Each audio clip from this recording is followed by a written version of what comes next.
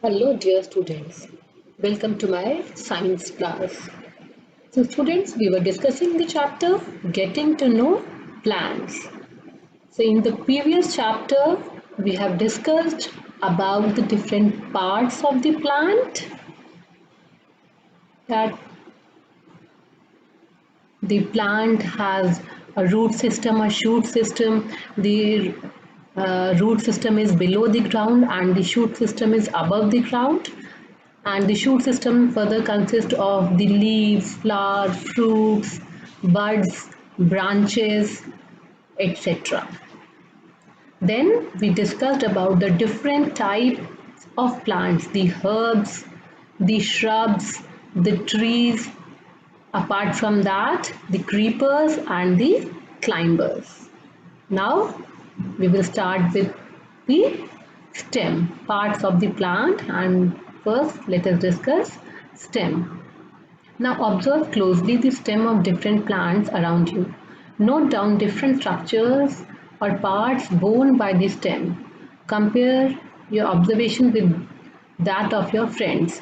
What do you find? Stem bears leaves, branches, buds, flowers and fruits. So when you will observe, the first observation will be that stem is the part of the plant which bears all the other structures, all the other aerial parts above the ground, like the leaves, the branches, the buds, the flowers and the fruits. So there is an activity. We would require a glass, water, red or blue ink and soft stem. Pour water to fill 1/3 of the glass. Add a few drops of red or blue ink to the water and cut the base of stem and put it in the glass as shown in figure 7.6 and observe the setup. Does the color appear in the stem? You will find that the color rises in the stem if this is kept for longer time. The color appears in the veins of leaves also. How do you think the color reached there? So this is the setup.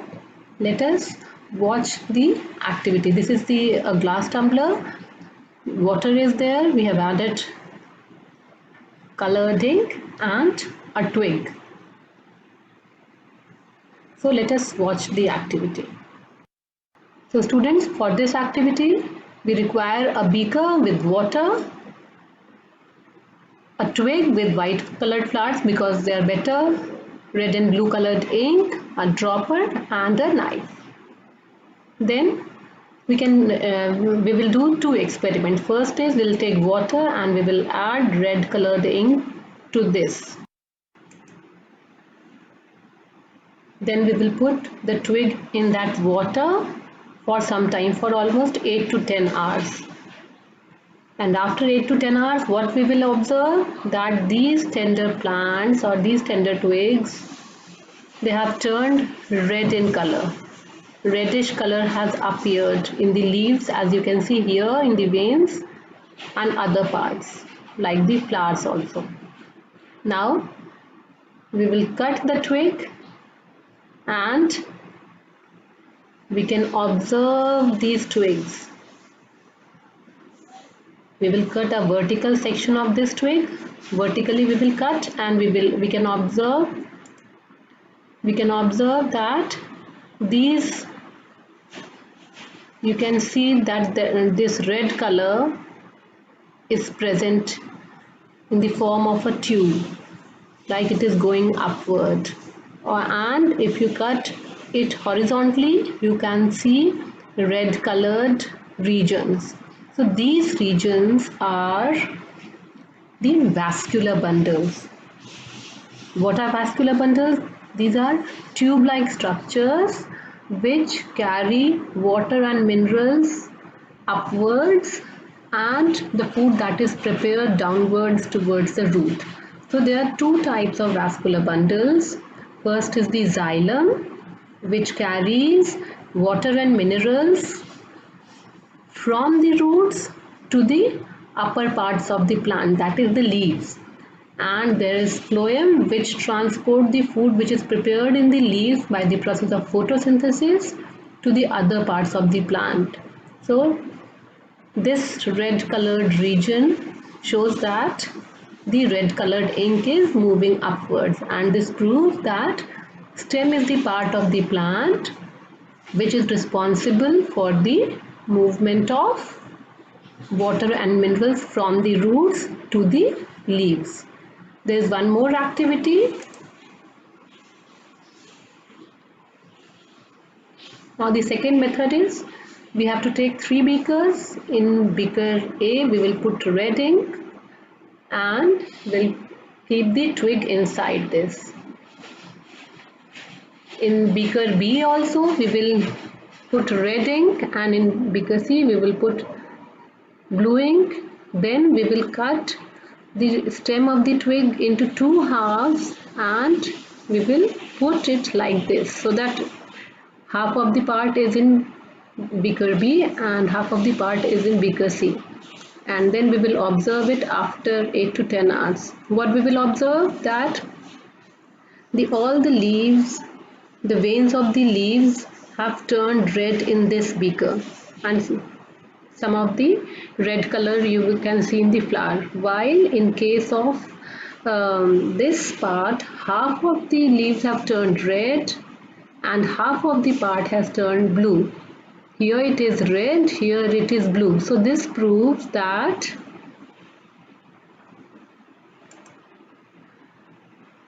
the stem is the part which is responsible for movement of water and minerals up, because here half of the stem is transporting blue water, so this part turned blue, and half of the stem was transporting red colored ink, so this part changed to red color. So from this activity we see that the stem helps in upward movement of water. So what is the next function? Stem helps in upward movement of water. The water and minerals go to leaves and other parts attached to the stem. Then we have this diagram. Water moves up the stem and reaches the leaves, and this is the enlarged view of open end of a stem. So this structure shows these red colored structures are the parts which are responsible for the movement of water and minerals through the stem, and these parts are called as vascular bundles, especially the xylem. So these xylem and phloem, that is the vascular bundles, are tube-like structures. These are the tube-like structures, and through these tubes water moves up here. Like you can see that this water is moving up through these tubes. So what we have learned, what are the different functions of stem? First is the stem bears flowers, buds, leaves and fruits and branches. Stem acts as a pipeline and conducts water and mineral salts from the roots to the leaves. Similarly, they carry the food manufactured by the leaves through the process of photosynthesis to other parts of the plant. Green stems have chlorophyll and can carry out photosynthesis. This we have studied. Some stems store food also. We know that potato is a stem, ginger is a stem, and turmeric is a stem, and they store food. Stems have nodes from which leaves arise. This is not a function, but it's a feature. Now let us move to the leaf. Observe the leaves of some plants around you and draw them in your notebook. Are all leaves of same size, shape and color? Please tell me. Are all leaves of same size, shape and color? Have you observed the leaves of mango tree, neem tree, peepal tree? You must have collected the leaves of peepal tree, right? So we know that they are of different sizes. Let us see the variety of leaves. There is a huge variety of plants, and they have a variety of leaves. In case of size, it can be as small as these ones and it can be as large as these, or you must have seen a banana leaf, how huge it is. Now this is about size, and you can observe the shapes also. There is variety in shape. You can observe these shapes.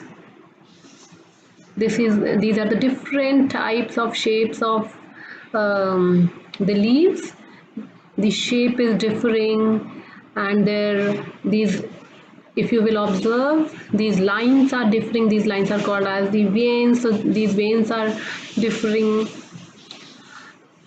Some have a single leaf attached, and some have a main midrib and with small leaves attached to the stem. So this is the variation or variety in the leaves size and shape. Now let us see or observe the structure of a leaf. So the leaf basically has two parts. First is the petiole or the stalk, leaf stalk. This is called as petiole or the leaf stalk, and this flat part is called as the lamina. This whole green part is called as lamina or the leaf blade. So this is leaf stalk and this is leaf blade. And there are some other parts in the lamina, like this main vein is called as the midrib, and this midrib is again further divided into veins which are called as veins, and this margin is called as leaf margin, and this is the leaf tip. So this is the structure of a leaf. All leaves have the same structure, but they vary in their leaf margin or the shape of lamina or the shape of midrib, size of the midrib, the arrangement of veins. So on the basis of that, leaves are of many different types. So how are leaves attached to the stem? The part of leaf by which it is attached to the stem is called as the petiole. So petiole or leaf stalk is the part which is attached to the stem, and the broad green part of leaf is called lamina. Can you identify these parts of leaves in plants around you? Do all the leaves have petiole? So here, as I have already explained, this is the petiole, this is the stem, this is the petiole, and this is the green flat structure is the lamina. And petiole is the part which is attached to the stem. Now let us get to know the leaf better by taking its impression. So let us do this activity of taking the impression of different leaves. So let us watch a video for this activity. So for this activity we have to take different types of leaves, and then what we have to do, we will take paper, then we will take a leaf and we will take the impression of lower side of a leaf. This is the upper side, this is the lower side. So we will take the impression of lower side of a leaf. With the help of a pencil or crayon, we will take the impression like this.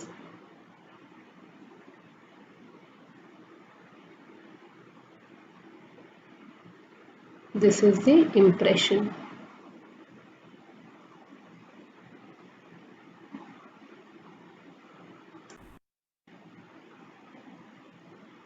Now similarly we will take impression of different types of leaves, 2 or 3 leaves, so that we can compare.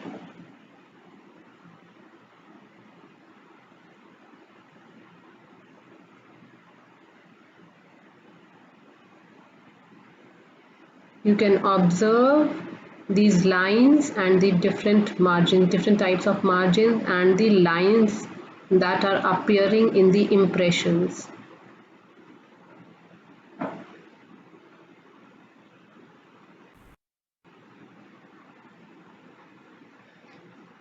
And we can observe the different arrangement on these lines.